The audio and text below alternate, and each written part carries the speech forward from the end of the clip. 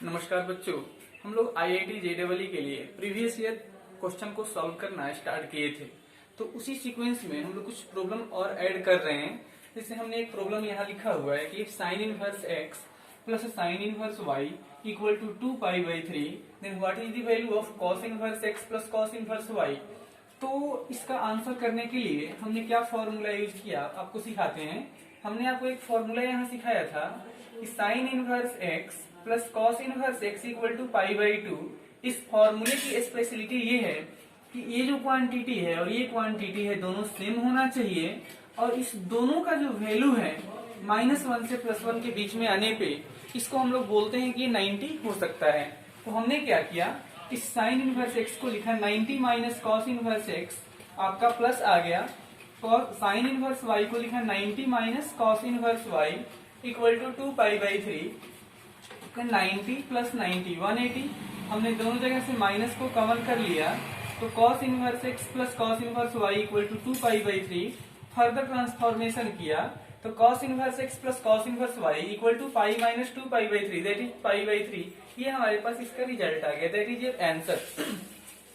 एक another question हम अपने प्रॉब्लम में ऐड कर रहे हैं।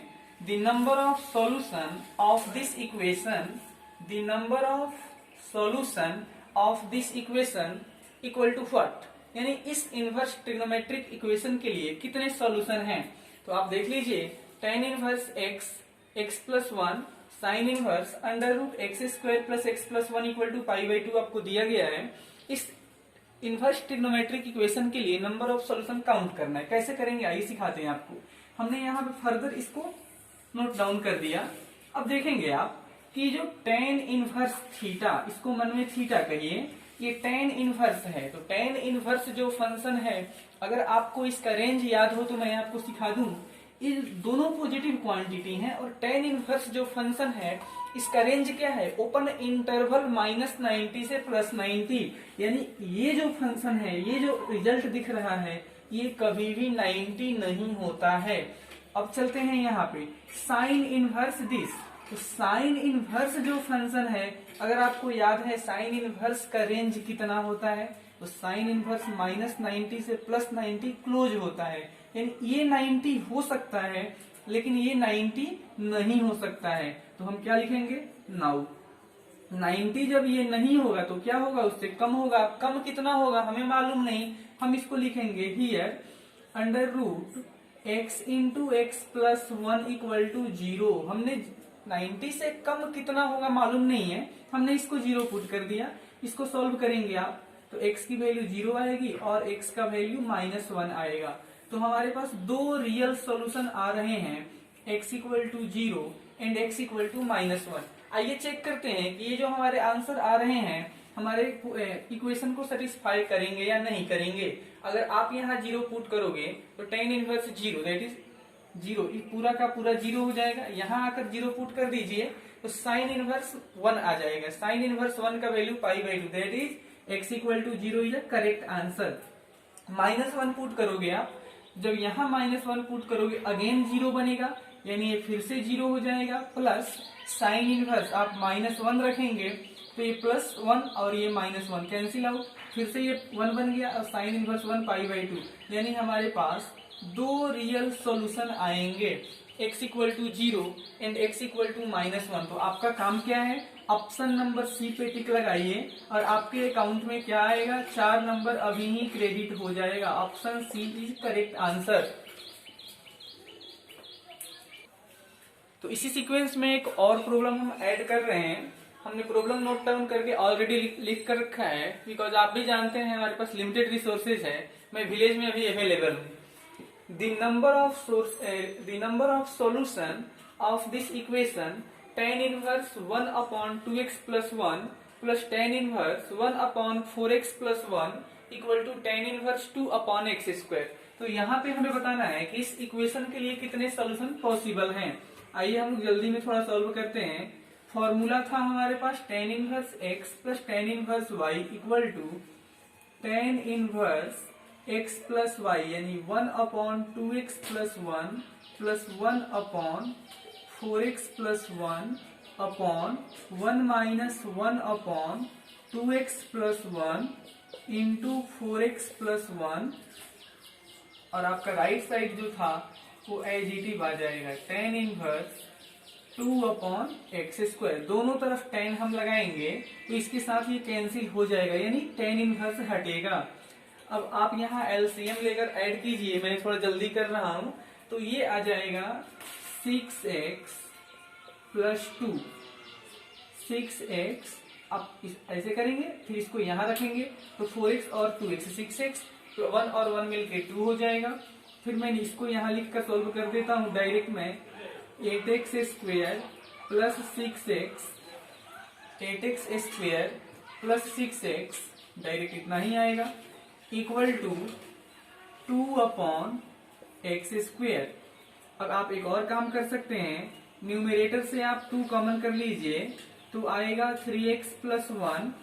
डिनोमिनेटर से आप डिनोमिनेटर से ही आप चाहे तो 2x कॉमन करेंगे तो यहाँ बनेगा 4x plus 3 equal to 2/x²। आप एक बार फिर से क्रॉस चेक कर लीजिए, न्यूमरेटर से जब 2 कॉमन किया तो ये बन गया 3x प्लस 1, डिनोमिनेटर से आपने कॉमन किया था 2x तो ये बन गया 4x plus 3 equal to 2/x²।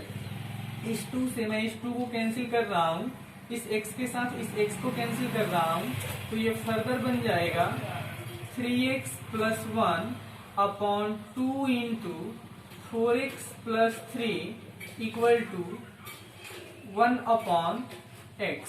Cross multiply कर लीजिए तो ये बनेगा 3x² plus x equal to 8x plus 6।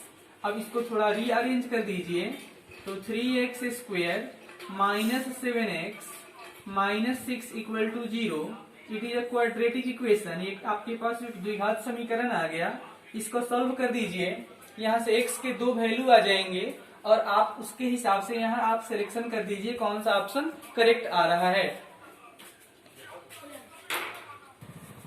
तो अभी हमने एक और प्रॉब्लम यहाँ न्यू प्रॉब्लम ऐड कर दिया। ये हमारा प्रश्न है कि find the domain of this function. इस फंक्शन का हमें डोमेन बताना है, x की वैल्यू बताना है। तो आइए हम एक एक करके सॉल्व करके आपको सिखाते हैं। हमारा पहला प्रश्न है कि साइन इनवर्स ln x। आप बच्चों यहाँ गलती से इसको ना समझें कि ये फ्रैक्शनल पार्ट है। जब ये फ्रैक्शनल पार्ट फंक्शन हम यहाँ यूज करते हैं तो वहां अलग उसका नोटिफिकेशन दिया जाता है। हमने सिंपल से इसको ब्रैकेट में यूज करना है। इसका हमें डोमेन बताना है, डोमेन दैट इज x की वैल्यू। तो x की वैल्यू बताने के लिए आइए समझते हैं। हमने आपको सिखाया था कि साइन इनवर्स x, इसी फॉर्मूले पे इसको हम यूज करेंगे, इसी फॉर्मूले से ट्रीट करेंगे। तो इस फंक्शन का डोमेन क्या होता है? x का वैल्यू -1 होता है या -1 से ज्यादा होता है, +1 होता है या +1 से छोटा होता है। आपको मैं सिंपली समझा दूं, जो क्वांटिटी यहाँ दिख रहा है ना, उसके लिए ये कंडीशन यूज होता है। तो हम भी इस पे वही कंडीशन अप्लाई करेंगे कि -1 से ज्यादा होगा ln x का वैल्यू या +1 के बराबर होगा या +1 से छोटा होगा। अगर इस लॉग को मैं यहाँ से हटा दूं तो हमारा आंसर हो जाएगा।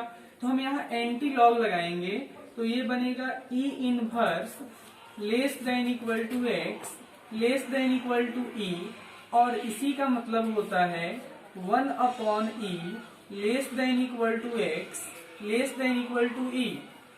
और आप यहाँ से बोल दीजिए x बिलोंग करेगा 1/e से e के बीच में। ये इसका डोमेन आ गया। पहले हमारा जो प्रश्न था ये इसका डोमेन आ गया।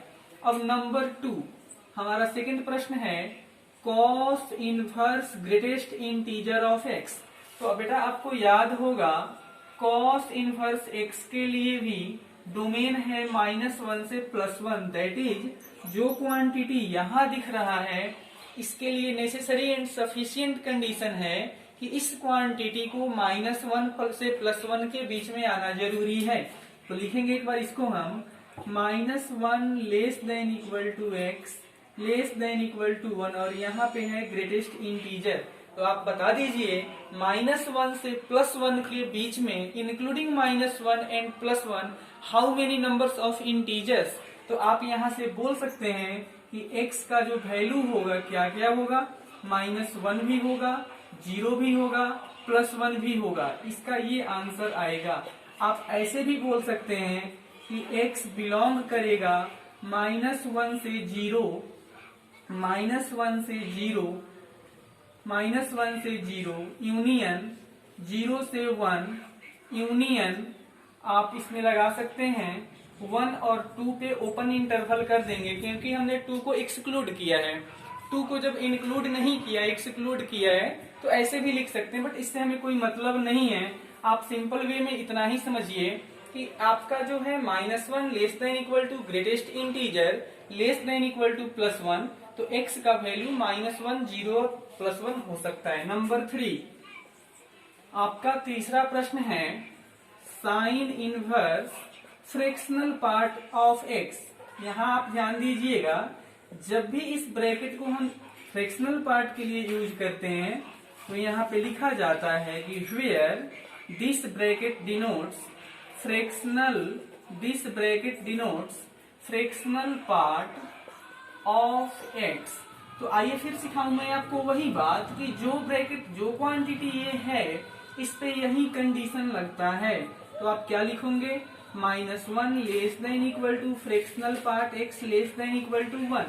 तो अब -1 और +1 के बीच में कितने फ्रैक्शनल पार्ट होंगे बताइए, तो अनंत फ्रैक्शनल पार्ट होंगे। तो यहाँ आपका जवाब होगा x बिलोंग्स टू r। यहाँ पे जो डोमेन आएगा वो रियल नंबर आएगा, कुछ भी हो सकता है।